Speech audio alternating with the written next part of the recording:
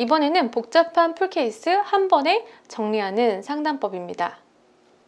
자, 여러분, 저는 이제 충치 치료가 여러 개 있거나 임플란트도 여러 개 심고 치료 방법이 좀 복잡한 경우에는 엑스레이에 그림을 그려서 환자분도 알아보기 쉽게, 그리고 저도 알아보기 쉽게 표시를 하는 편인데요. 이렇게 해서 차트에 그림으로 저장을 해놔도 되고요. 환자분이 나 이거 좀 상의해보고 싶어요 라고 하면 이 그림을 인쇄를 해서 전달을 드리기도 합니다. 그래서 이런 방법을 해봤더니 저 역시 가격을 낼 때 빠뜨리는 게 없고 환자도 이해가 되게 잘 되더라고요. 그래서 여러분도 한번 써보시길 바라고요. 지금 이 보여드린 거는 저희 수강생 분들이 정하신 건데 이거는 기호라고 보실 수 있을 것 같은데요.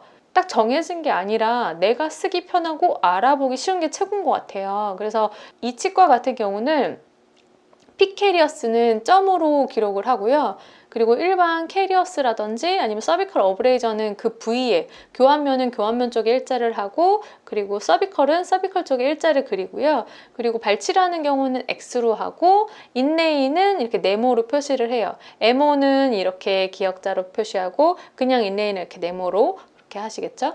그 다음에 크라운은 크라운 모양을 그리고요. 그 다음에 코어는 속에 동그라미를 그려요. 그리고 임플란트는 이렇게 동그라미에서 이렇게 일자로 이렇게 표시를 하신다고 했어요.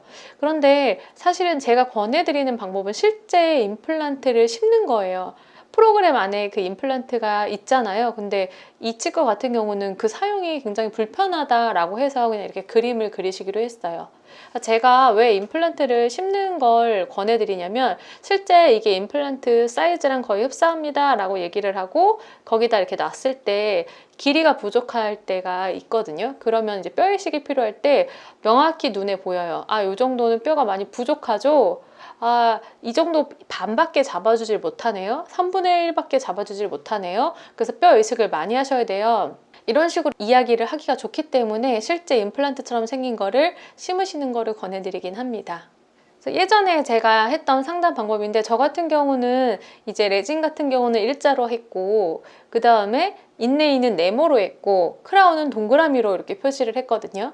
그래서 이런 식으로 이제 뭐 브릿지 같은 경우도 중간에 동그라미를 달아서 표시를 했어요. 그래서 여러분들 참고하시라고 설명을 드리고 이제 이렇게 하는 경우에 이전에 제가 이제 브리핑을 해드린 것처럼 환자분께 이 동그라미가 크라운이니까 우리 씌우기로 한 게 몇 개였냐면요. 하나, 둘, 셋, 넷, 다섯, 일곱, 여덟, 아홉, 10개예요. 그리고 원래 치아가 지금 있으신 부위는 신경치료하고 기둥을 세우셔야 되는 곳이 있어요.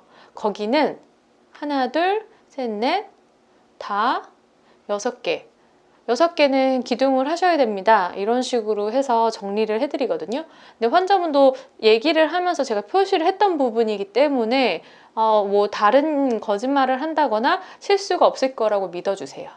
그래서 여러분이 여러분만의 이렇게 표시, 이런 기호를 정하셔서 치과에 다 같이 알아볼 수 있도록 통일화를 하면 되게 좋겠죠. 그래서 여러분들도 이렇게 한번 기호를 만들어 보시길 권해드립니다.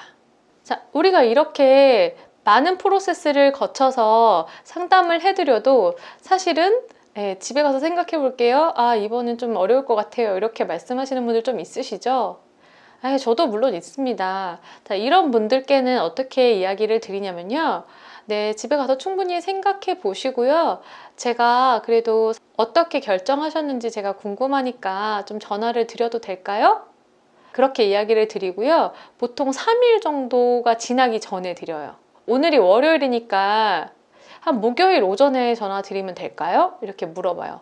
왜냐면 사람은 보통 3일 정도가 지나면 점점 기억이 흐릿흐릿해져서 이야기하고 결정하는 것 자체를 미룰 수가 있거든요. 그래서 저는 3일 정도를 텀을 두고 얘기를 드리거든요. 잊어버릴 때쯤 되면 전화를 드리는 거예요. 그러면은 환자분이 네, 괜찮아요 라고 얘기를 드리면 그때 이제 전화를 해서 안녕하세요. 어디 치과에서 상담드렸던 그 윤지혜 실장입니다. 네, 잘 지내셨어요? 네, 그때 상담 듣고 가셔서 좀 어떠셨어요? 좀 상의해 보셨나요? 아직 결정을 못 하셨어요? 뭐 어떤 것 때문에 이렇게 고민이 되세요? 그 점 때문에요? 그러시면은 전체 다 받지 마시고 일단 하나만 지금 급한 거 있잖아요.